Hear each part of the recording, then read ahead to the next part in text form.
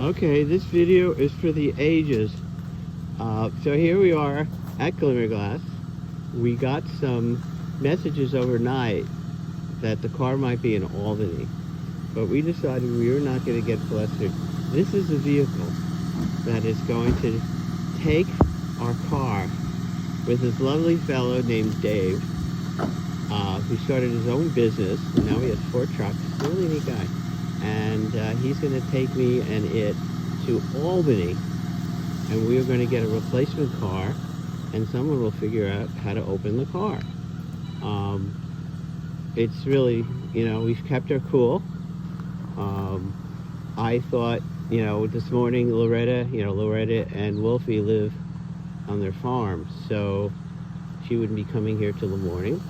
So I figured I would get my act in order. I sent that email that some of you have gotten, whereas I'm putting together my notes to deal with Dolly. Now, if you notice there's an F on the car, and maybe we should have paid attention to that. So the bottom line at this point is the fob does not open the car. There's a theory that the car is a dead battery, which makes no sense, because we had just driven it here from the limestone, so you think it would have charged. And for all I know, that asterisk that wouldn't explain itself on the dashboard meant low battery. But, with all those idiosyncratic things that the software bothers us about, to have something as major as a battery not charging or something right, wouldn't you think? So, turns out over the night we got messages that didn't make sense, and we ate, and then I took an after-breakfast nap, as I call them, and Art came by and he said, I got an aha phone call. This nice man named Dave, who speaks clear English and who's very nice, apparently tried to get to the car at 9 p.m. yesterday. And because there's special personal effects like my iPhone, he didn't take it. And meanwhile, automatic emails are coming to us about it being towed somewhere and all these stupid things. And he was coming to get me at the limestone and taking me, which he has just done, to the car. And Dollar was not going to have any interest in helping us that way. We would have to get to the car, and if the car's in Albany, great fun. It's over an hour away. So he's trying a theory that maybe the battery did get dead, and he has these jumper cables, and might start the car, might not, who knows. So we were supposed to go to Ticonderoga today. It's a heavy, cloudy day with rain. Doesn't sound like a fun drive anyway. So counting blessings, we'll just stay another night with Wolfie and Loretta, who we love, and tomorrow we'll go to Burlington instead. And it's fun to watch him break into the car. I should learn something here. Oh, this is really cool. So anyhow, so we have a story, and we're proud of ourselves because we did not lose our cool. And this car rental was $1,300 for the period, so I certainly have $1,300 to work with as I deal with challenging Dollar. I'm really not sure what else to add, so here's a really cool video of what I'm riding around in. I'm feeling so butch. And I love cars, and I actually took a course called Shade Tree Auto Mechanics, where you take your car apart, and it was take your car to the shade of a tree and take it apart. But the course I had called that was at a Rotax, it's a full car body car shop with lifts and everything. So this kind of stuff actually interests me. And for all I know, this nice guy is going to end up becoming a friend of the family, who will be in touch for 20 years. Who knows? But attitude is everything, or mostly. And so this is the latest installment. Of course, I'm using my iPad because my iPhone is in the car. Now, if he can open the door, I can get my iPhone. This is good news. So, this is cool. So he's a pressure thing. Okay, if you ever want to break into your car, you see he has the door pried open with an inflatable thingy, and he's trying to use the stick to get to the unlock door button. He's not breaking glass. Very interesting. Now, if we have a dead battery, one might think that the open door button won't work, but stay tuned. But for everyone, this is Car Robbery 101. This is how you do it.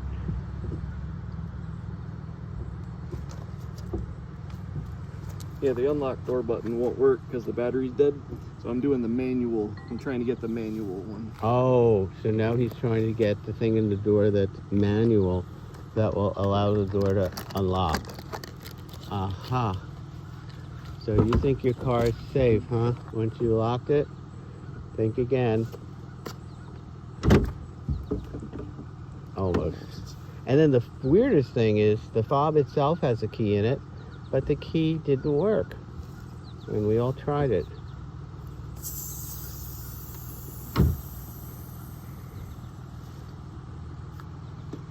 But you could imagine if this happened to us while we were out to dinner with our friends, looking forward to going to an 8 o'clock opera, and then the car wouldn't start. You know, all things considered, you know. All right, I think everybody gets the point, so I'm going to stop this video, and maybe we'll start again once we have the car opened. Well, how do you like that, audience? He opened the car. So now we're going to learn. Look at that. That was not hard to do. Anyway, now he's going to pop the hood, and we're going to determine if this theory of dead battery holds. We'd also love to know how the battery went dead. And, you know, could that exclamation point have meant that the battery's dead? Oh, look at that. It's corroded. So they sent us a damaged vehicle. And I have it so totally documented, so. See this? Yeah, That's 10 of 2018. So we have a battery of 2018 that went bad, which means I'm not a negligent driver. This is not because of my stupidity or anything. This is them not doing their diligence before they release a car. So how do you like that? Ha! So it really was the fates that that allowed this to occur in a time when we could deal with it. All right, well, let's see what happens next. So now he's gonna try to get the corrosion off, which is acidic, it would burn you. And he's gonna put the clamps on. This is really reprehensible that we would be given a car and charge that much money with, I guess, a time bomb, so to speak. My gosh. All right, I'm gonna save some memory here, so this will continue. Okay, so now we're gonna try jumping the battery, which brings up the next question. If the car's running. That's what it was. You have the keys? I'll get you the key.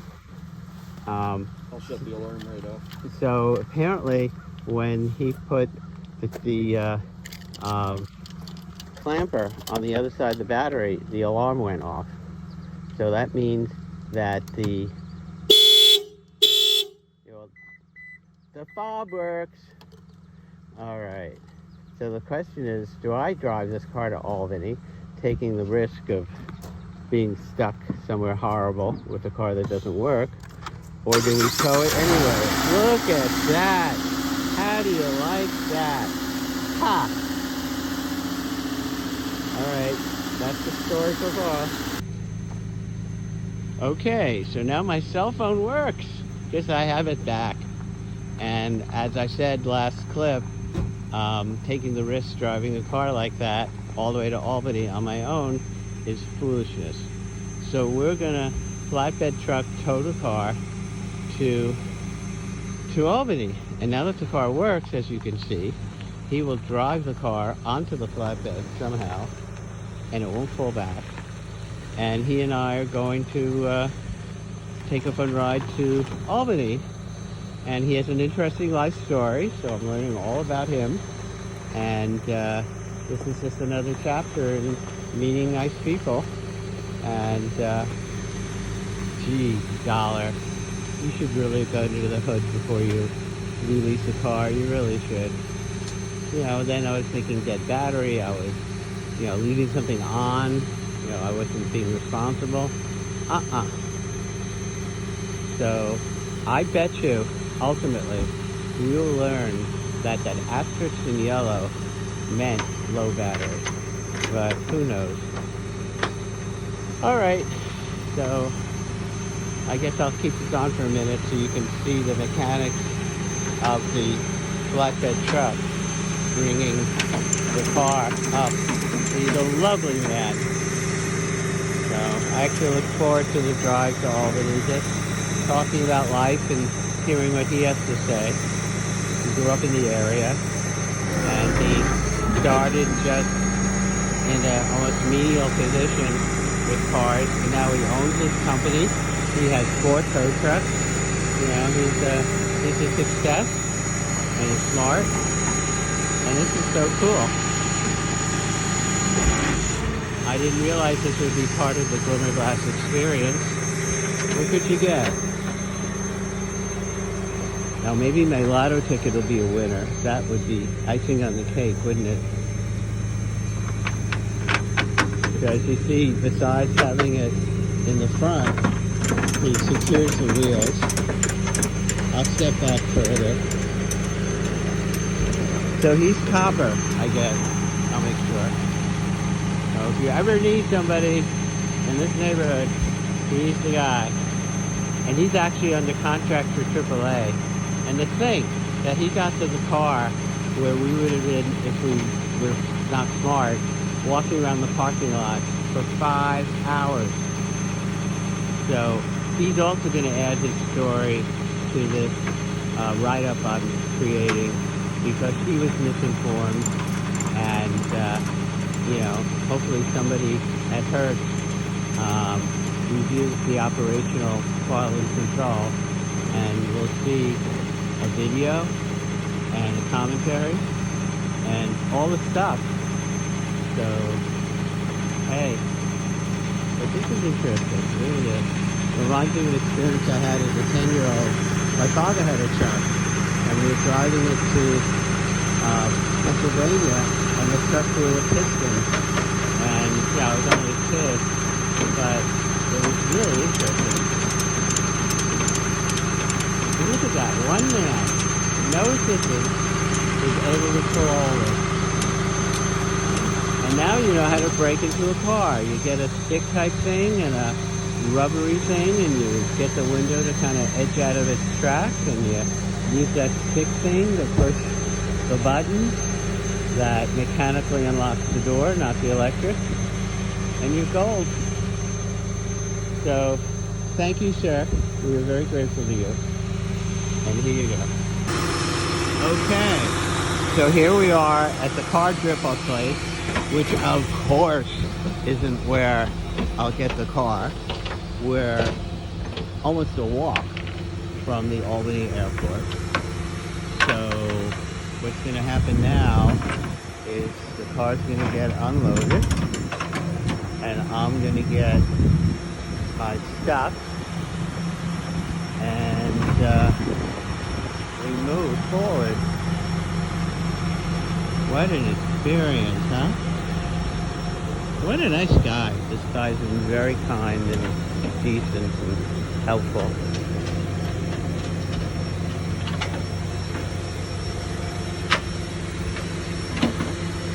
But to think that they gave us a car that has totally corroded batteries, I'll tell you.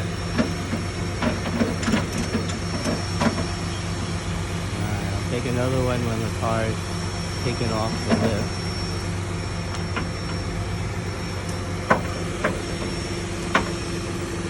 What an adventure.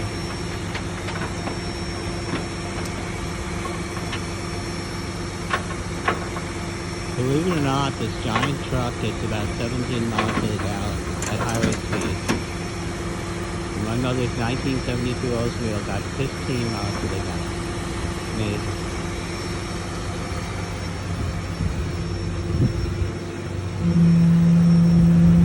To think that we were renting it a 5-year car also. This is so cool. And you know, I'm the one that loves to push buttons and flip levers, so this is cool.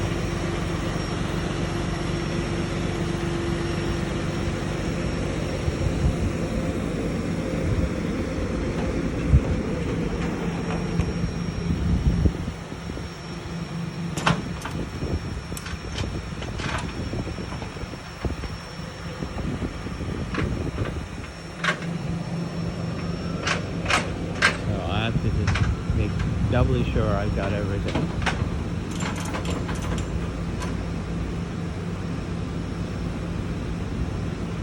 Alright, I'm going to continue with another video after this.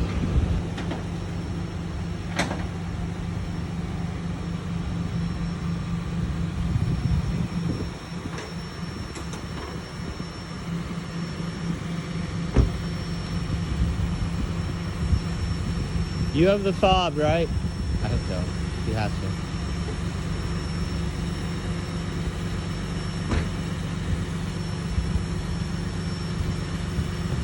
I tell you, if you've got the right tools and the right equipment, you do a lot. That was one of my father's teachings about having the right tool.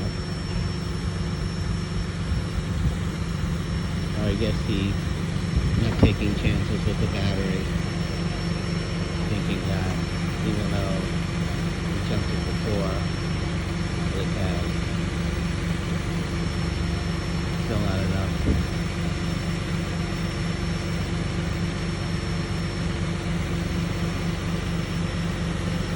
You know, in the old days, you had a cable to another car. The batteries were not that strong. Well, don't try this at home. I hope the hood doesn't flop crazy because it only has a stick holding it.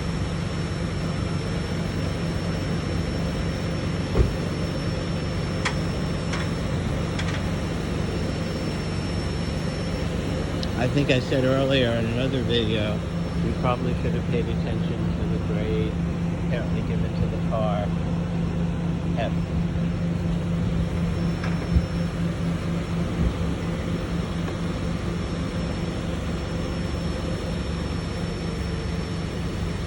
Yeah, he's got the fob.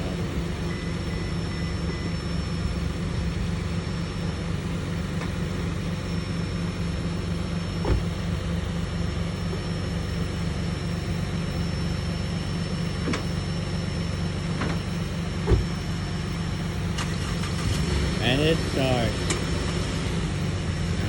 I hope the hood can handle it. Yeah, not flopping.